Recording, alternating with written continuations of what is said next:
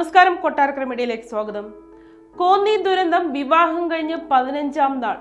കോന്നി മുറിഞ്ഞകളിൽ വാഹനാപകടത്തിൽ മരിച്ച അനുവിന്റെയും നിഖിലിന്റെയും വിവാഹം നടന്നിട്ട് 15 ദിവസങ്ങൾ മാത്രം.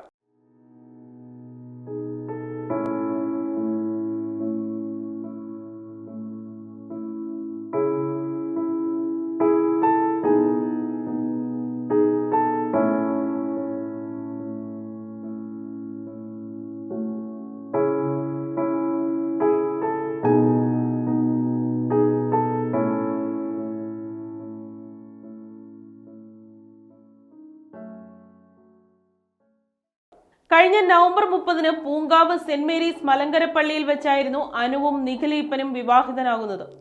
നിഖിലീപ്പൻ മത്തായി കാനഡയിൽ ജോലി ചെയ്തു വരികയായിരുന്നു. അനു MSW പൂർത്തിയാക്കിയിരുന്നു. വിവാഹം കഴിഞ്ഞ് 2 ദിവസത്തിന് ശേഷമാണ് ഇരുവരും യാത്ര പുറപ്പെട്ടത്. മലേഷ്യയിലെ ഹണിമൂൺ യാത്രയ്ക്ക് ശേഷം തിരിച്ചെത്തിയ നവദമ്പതികളെ ഇരുവരുടെയും രക്ഷിതാക്കൾ സ്വീകരിക്കാൻ തിരുവനന്തപുരം വിമാനത്താവളത്തിലെത്തി മടങ്ങുന്നതിനിടെയായിരുന്നു അപകടം. പുനലൂർ മൂവാറ്റുപുഴ സംസ്ഥാന പാതയിൽ സ്ഥിരം അപകട മേഖലയിൽ വീട്ടിൽ നിന്ന് വെറും 7 കിലോമീറ്റർ അകലെ വെച്ചാണ് അപകടമുണ്ടായത്. മുറിഞ്ഞകല്ല് ജംഗ്ഷന് സമീപമുള്ള ഗുരുമന്ദിരത്തിന് തൊട്ടുമുന്നിൽ വെച്ചാണ് നാടിനെ നടുക്കിയ അപകടമുണ്ടായിരിക്കുന്നത്.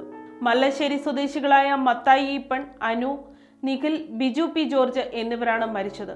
അപകടത്തിൽ അനു ഒഴികെ മറ്റു 3 പേരും സംഭവ സ്ഥലത്ത് വെച്ച് തന്നെ മരിച്ചിരുന്നു. എന്നാൽ അനുവിനെ കാറിൽ നിന്നും പുറത്തെടുക്കുന്നതിനിടെ ജീവനുണ്ടായിരുന്നുവെന്ന് രക്ഷാപ്രവർത്തനത്തിനെത്തിയ പ്രദേശവാസികൾ പറയുന്നു. അനുവിനെ നാട്ടുകാർ കോന്നി താലൂക്ക് ആശുപത്രിയിൽ എത്തിച്ചിരുന്നു. ആശുപത്രിയിൽ വെച്ചാണ് അനുവിന്റെ മരണം സ്ഥിരീകരിച്ചത്. ഇവരുടെ മൃതദേഹം കോന്നി താലൂക്ക് ആശുപത്രിയിലാണ്.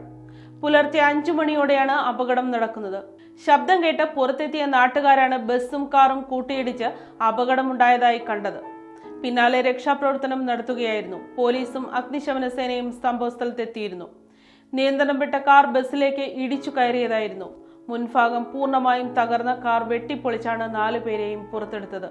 മാരുതി സ്വിഫ്റ്റ് ഡിസൈർ കാറും ശബരിമല തീർത്ഥാടകർ സഞ്ചരിച്ചിരുന്ന ബസ്സുമാണ് അപകടത്തിൽപ്പെട്ടത്. ബസ്സിലെ യാത്രക്കാർക്ക് നിസ്സാരമായി പരിക്കേറ്റിട്ടുണ്ട്. പുനലൂർ മൂവാറ്റുപുഴ സംസ്ഥാന പാതയിൽ അപകടങ്ങൾ തുടർക്കഥയാണെന്ന് പ്രദേശവാസികൾ പറയുന്നു. പത്തനംതിട്ട SP സംഭവ സ്ഥലത്തെത്തി പരിശോധന നടത്തി. ഇവിടെ സ്ഥിരം അപകട മേഖലയാണെന്ന് നാട്ടുകാർ സാക്ഷ്യപ്പെടുത്തുന്നു.